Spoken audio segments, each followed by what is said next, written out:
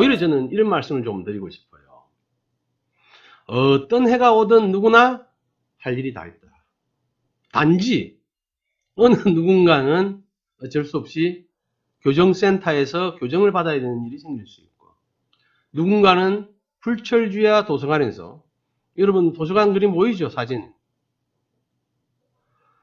저렇게 진짜 맹독을 하면서 자기를 갈고 닦아야 되는 사람이 있고, 어떤 사람은 비즈니스로, 어떤 사람은 농사 짓는 일로, 어떤 사람은 여행으로, 이렇게 해마다 누구나에게는 할 일이 다 있다. 그게 그런데 순서대로 돌아가고 있다. 그 순서는 명리하는 사람 입장에서는 시간의 흐름 속에 일반인들은 또 받아들일 때는 그렇게 그게 순서대로 돌아갈까 고민은 있을 수 있겠지만, 제가 역으로 다시 여러분들한테 여쭤보겠습니다. 어느 해에 아무것도 안 해야 될 일이 있는 사람이 있겠습니까? 하다못해 불필요한 여행이라도 가야 될 사람이 있는가 하면, 누군가는 우리나라에 뭐 교도소가 없습니까?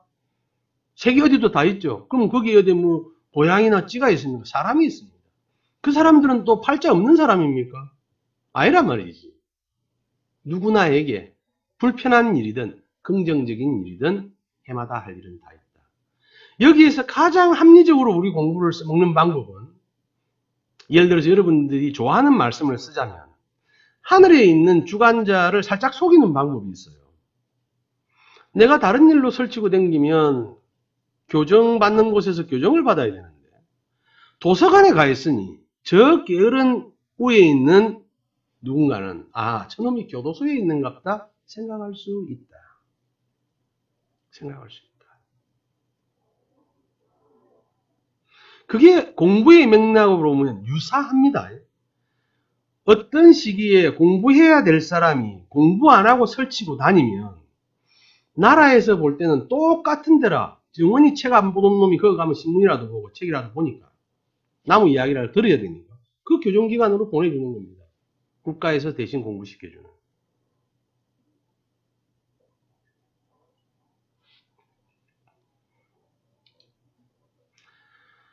자, 그럼 지 꼴린 대로 뭐 하려면 어찌해야 되는가? 제가 판단하기에 여러분 생각해 봅시다. 첫 번째 그림. 한겨울에 바다 수영 하는 사람이 있습니다. 그런데 한 번도 준비가 안 된, 여름부터 쭉 가을까지 늘 매일매일 온도의 변화에 몸을 맞춰가지 않고 잠시 들어갔다 나오는 것 말고 여러분들이 바다 수영이 가능하겠습니까? 일반적으로. 우기셔도 돼요.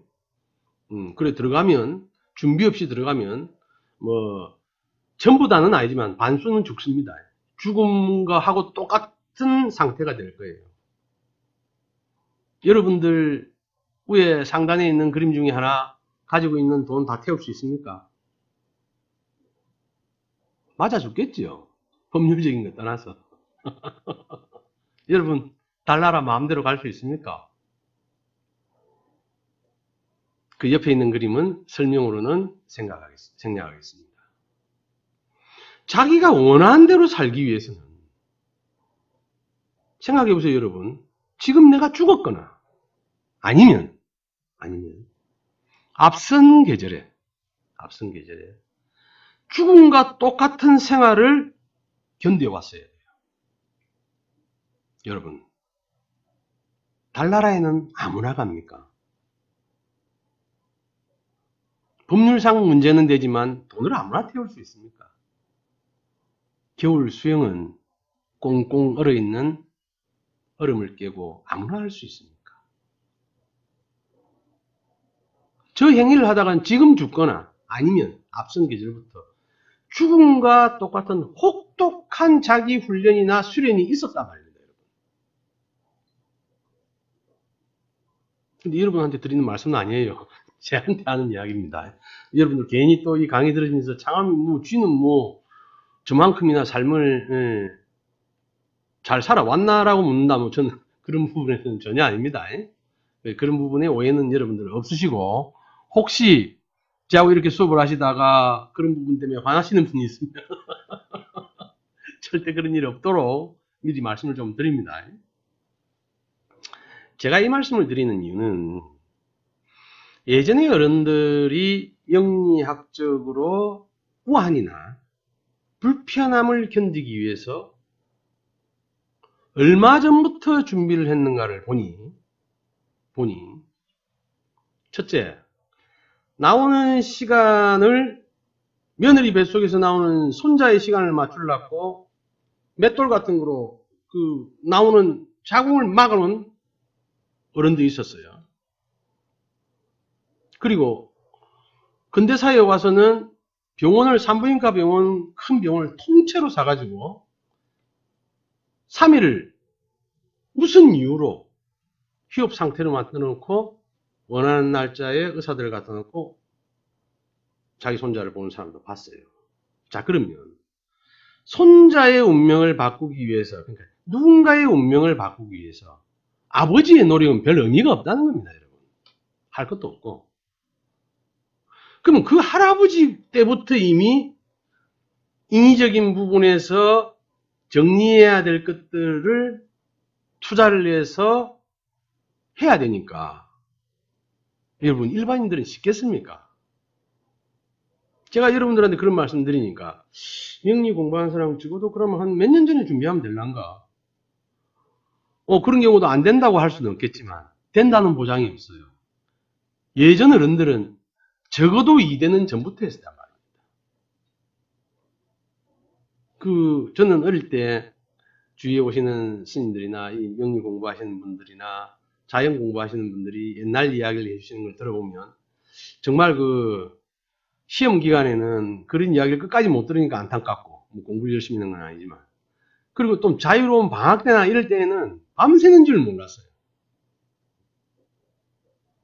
옛날에 어느 어르신이 누군가를 만나서 어떻게 했는데 그 일에 그런 것 중에 기억이 남는 게 여러분 아시는 내용 한 가지, 뭐 들어보신 분도 있고 안 들으신 분도 계실 텐데, 어느 집에서 형제가 일찍 형제지간에 한쪽이 부모가 다 죽었어, 돌아가셨어. 그리고 조카를 자기가 키우는데 조카를 키웠어요. 그리고 한 집에서 옛날에 키울 거 아닙니까? 근데 어느 날 또 항상 그런 데는 등장하는 인물이 뭡니까? 관상가, 스님, 뭐 이런 사람. 요즘은 뭐 스님보다는 목사, 신부님이 많으니까 이제 그런 분들이 돼야 되고. 그래서 테마사도 요즘은 신부님들이 더 많이 나오죠, 스님보다. 뭐 분위기도 더 좋고, 스님들이 들으면 뭐라 하시겠지만. 이것도 세월의 변화라. 이것도 뭐 어쩔 수가 없어. 다시 예전에 우리 설화 속에, 이야기 속에 그런 스님이 나와서 라는 세월로 가려면 지금 스님들이 한 3대는 고생해야 돼. 그래야 우리 주변에서 드라마에서도 스님이 나와서 테마를 하고 스님이 그런 문제를 정신적인 부분에서 해결해주고, 이거는 이미 3대 어른들이 까먹기 때문에 지금 스님들이 뭐 불편해 하셔도 답이 없다.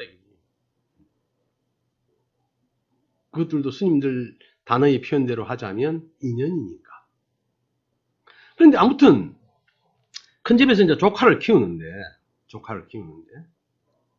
그래도 조카는 큰 집에 가서 사니까 늘 눈치를 볼 거 아닙니까? 어느 날 관상가라는 사람이 와서 그 집에서 이제 뭐 옛날에 좀 먹고 사는 집은 다 그런 분들이 계시지 않았습니까? 대접을 하면서 이야기를 하는데, 아니 못 보던 아이가 있어.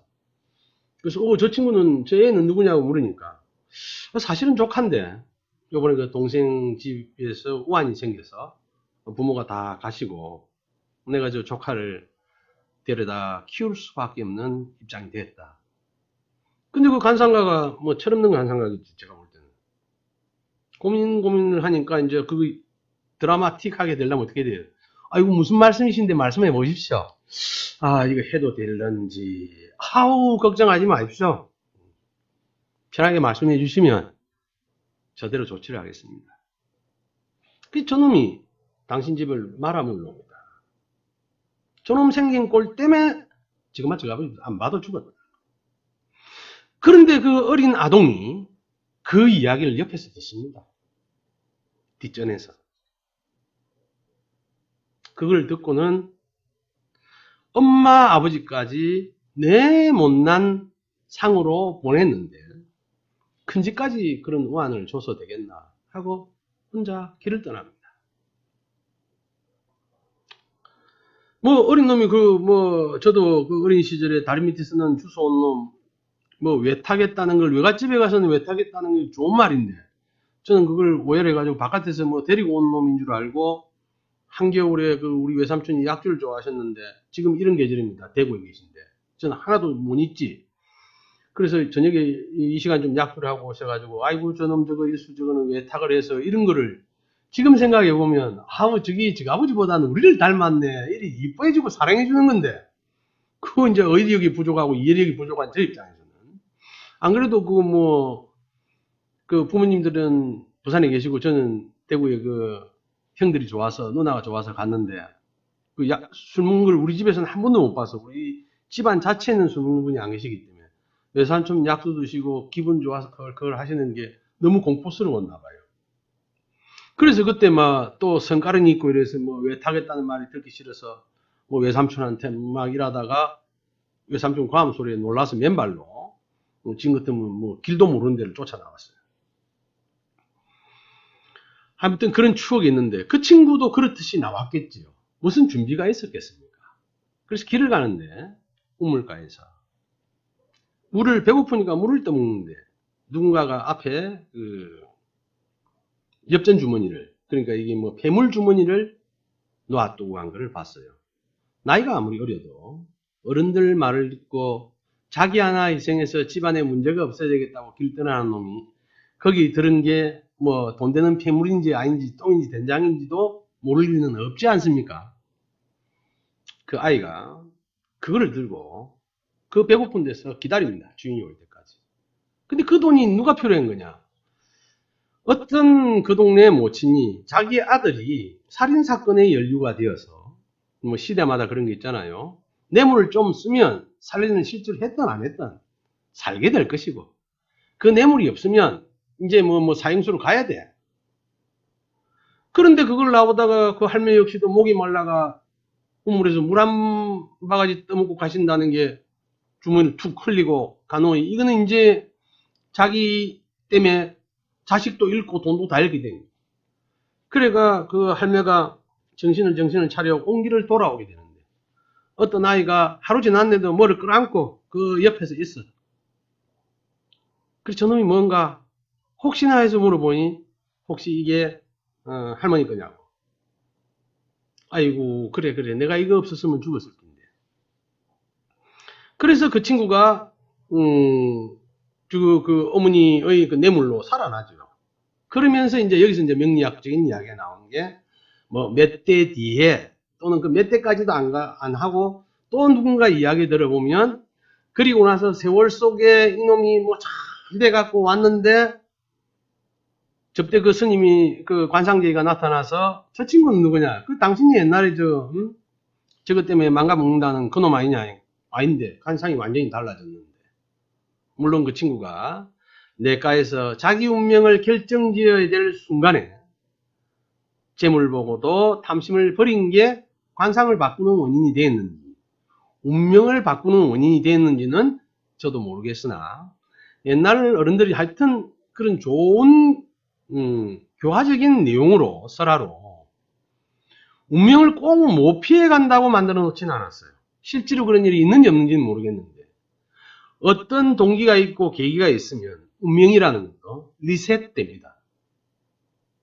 저는 이거는 뭐 실전에서 100% 느끼고 있는 일입니다. 쉽지는 않지만 여러분 지금 제목같이 죽음을 불사하는 어떤 일들이 있어야 되겠죠. 그러나 준비되고 계획하면 운명은 적어도 그 궤적 안에서 삶을 달리하지 않고 살아나는 방법이 있다. 구해진다. 사라진다. 저는 그렇게 말씀드리고 싶습니다.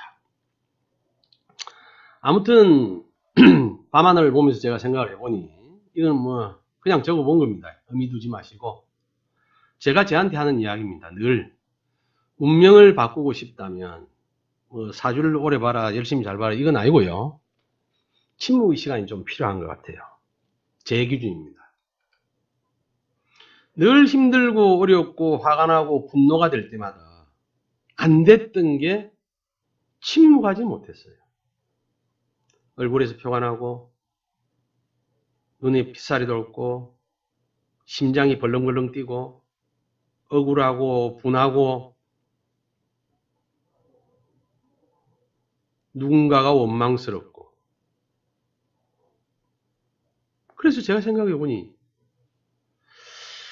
일단은 팔자가 더럽다, 운명이 나쁘다, 지금이 시기적으로 안 맞다 누가 이야기를 하거나 스스로가 느낀다면 일정 시간 침묵의 시간이 필요한 것 같아요. 내 스스로가 정리되는. 그리고 나서 조용해진 자신을 꾸준히 좀 관찰해야 될 것 같습니다. 제 이야기로 하자면 일단 침묵을 지키기가 어려웠고요. 이제 나이가 들어가니까 힘이 빠졌는가 침묵해질 때가 있어요. 침묵해지고 조용하면 다른 것보다 제 심장 소리가 들려요. 제 가슴 속에서 하는 말이.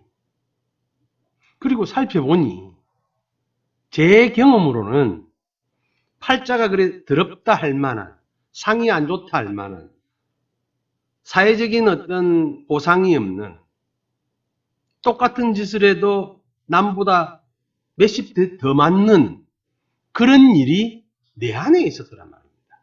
내 안에.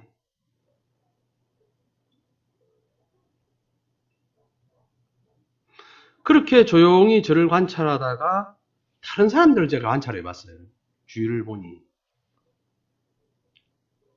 개코 뭐 저보다 팔자가 좋은 사람도 그렇게 안 많아요.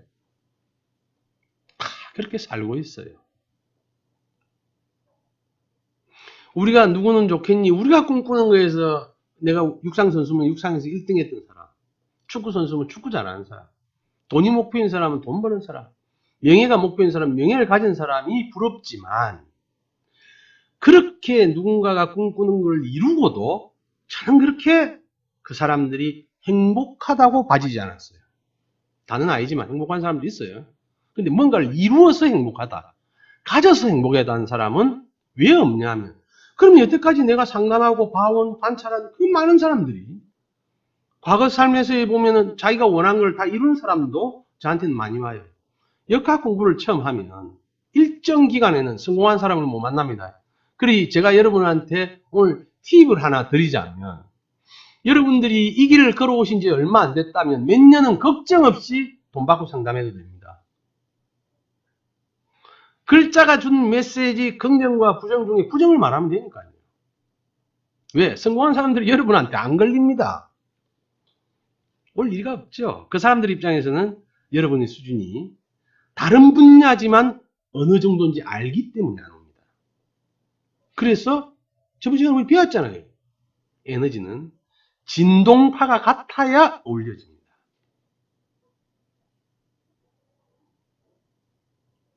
모래도 체에 얹어 조금만 흔들어 버리면 같은 길들이 분류가 돼요.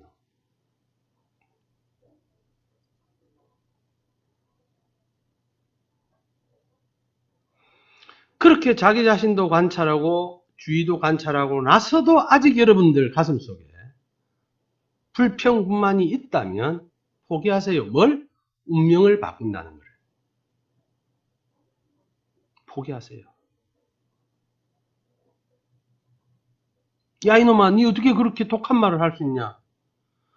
끊임없이, 그러니까 불평불만이 있는 데까지는 내가 아직 뭐가 안 됐냐? 침묵하지 않았다, 자기를 못 살펴봤다, 자기를 본 기준으로 세상 사람들을 똑같은 저울 못 봤다기 때문에.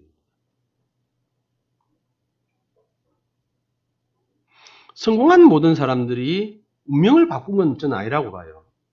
그리고 성공이 운명을 바꿔야 될 어떤 주제도 아닙니다. 제가 기준에서 본다면. 그러나 불평불만은 인간이 가지고 있는 긍정적인 씨앗과 성장과 열매에 맺는데 가장 불리한 환경 요소입니다. 제가 저거로 똘똘 뭉친 놈이었거든. 불평불만으로는 시인도 됐고 소설가도 됐고 작가도 됐어요. 저는.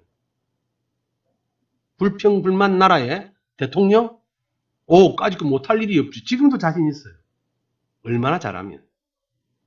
그런데 그것들이 제 안에 있는 이쁘고 예쁘고 멋지고 늠름하고 오늘은 아니지만 내일부터 될 수 있는 모든 싹을 죽이는 거예요.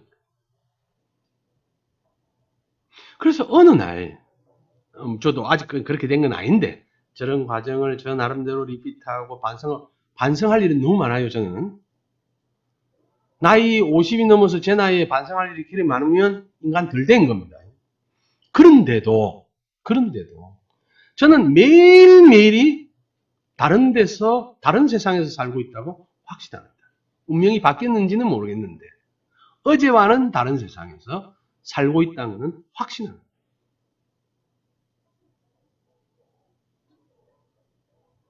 때로는 공간적으로, 시간적으로, 인간적으로 외톨이가 되는 것을 두려워하지 마세요. 운명하고 한번 맞짱을 뜨고 싶다면 기해년이 어떤 년이 됐든 경자년이 앞으로 또 올 경자년이 어떤 년이 됐든 나의 대운이 무엇이 펼쳐지든 운명하고 행복은 별개의 문제라고 저는 확신합니다. 근데 대부분은 저하고는 다른 생각일 거예요. 그런 과정을 위해서 이미 많은 분들이, 선지식들이, 또 훌륭하신 분들이 자기 개발을 어떻게 해야 되고, 뭐 이제 개발이라는 단어도 저는 싫어하는데, 성공, 개발, 뭐 성취, 뭐 쟁취 이런 걸 단어를 어릴 때 너무 많이 써서 저는 지금 너무 싫어해요.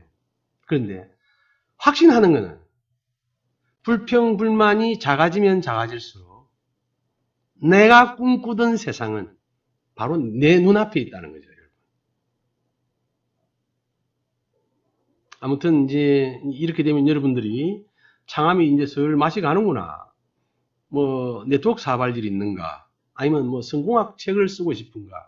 이러실지 모르겠지만 오늘 일부분은 제가 기해년이란 무엇일까를 생각하다 보니 제 자신은 어떻게 이렇게 해가 바뀔 때마다 어떤 생각으로 왔는가에서 오히려 명리학적으로 기해년이 어떤 나에게 기회를 주고 불편함을 주는가를 꾸준히 하다 보니 그 중에서 보편타당한 게 있더라는 거죠.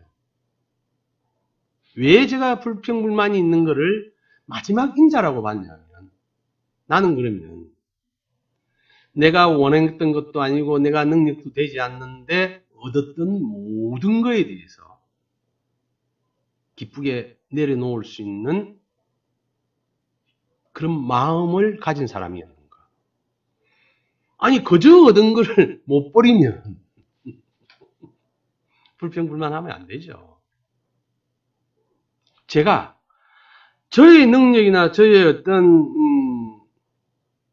노력하고 관계없이 얻어진 거에 대해서 나는 이건 내 거 아니구나 하고 버릴 수 있었으면 내가 안 당해야 될 일, 내가 불편하다고 느끼는 일을 매 씨부리고 떠들어도 됩니다. 진짜 혼자 이야기라. 근데 안 그랬거든. 그러니 그게 짝이더란 말입니다.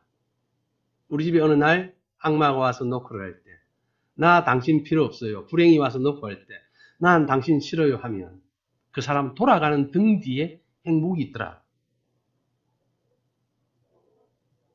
불편한 일 겪어야 됩니다. 기해년에 불편할 수도 있습니다, 여러분. 그러나 겪으셔야 됩니다. 아까 말씀드렸듯이 어떤 방식으로 겪는가는 명리학만이 설명해 줄 수 있는 아주 멋진 도구예요. 제 이 역설적인 표현을 여러분들은 이해하셔야 됩니다. 그냥 단순히 어떻게 해라가 아닌 구체적인 방법으로 어떻게 살아야 된다고 설명해 주고 있지 않습니까?